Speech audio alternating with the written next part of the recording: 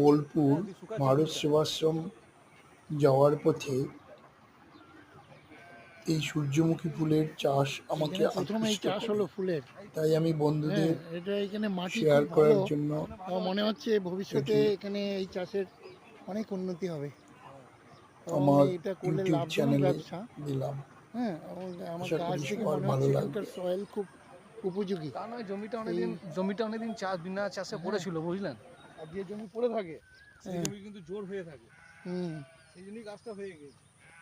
এটা প্রায় কতটা জায়গা হবে এখানে? 10 কাঠা বটে। 10 কাঠা, বাহ।